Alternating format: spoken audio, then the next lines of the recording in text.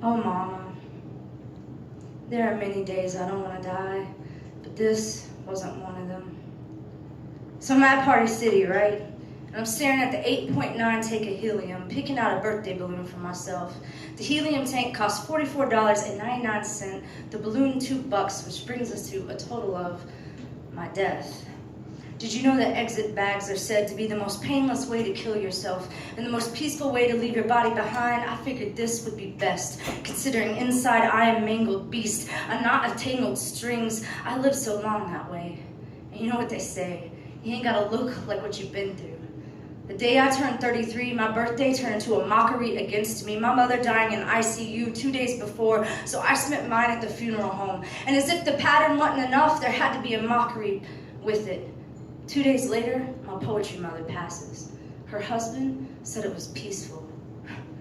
Funny thing about losing a mother, nothing is peaceful. You don't just lose a mother. You lose a home, a best friend. You lose your friends because they can't handle the grief you're in. You lose a family. My brothers split apart like atoms when it happened, like an unbalanced equation. A mother's death works a lot like an exit bag. First, all the oxygen is removed from the housing till nothing is left. You place the empty container over your head like the weight of mourning. Tie it yourself off from the world. You use a pipe for the gas to enter, for a feeler, for an arm. You know about that. I had thought about the slicing method, but didn't think my wrists enough to offer up. Seemed much more suitable to unzip from shoulder to fingertip, to display all the shit I had carried with, and still didn't think it enough to bleed it all out of me. This just seemed more fitting. I already couldn't breathe, with my heart gurgling in its own goddamn blood, just struggling to find a place to fit, a beat to belong. No one told me you could feel the trauma of an orphan as an adult.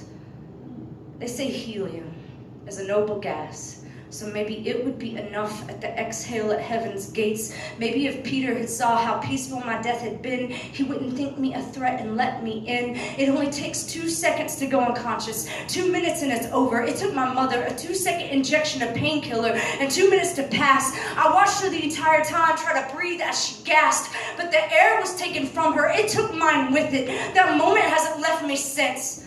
You know, when they took the ventilator off, her death rattle didn't sound like years of struggle. It sounded like a mother checking the lock one last time to make sure that you are safe, or the crack of cradle ribs as she holds you in her embrace, or the creak across the floor as she kisses you to sleep. You know, fuck, at least she looked at peace. I can only wish the same for me. Happy birthday.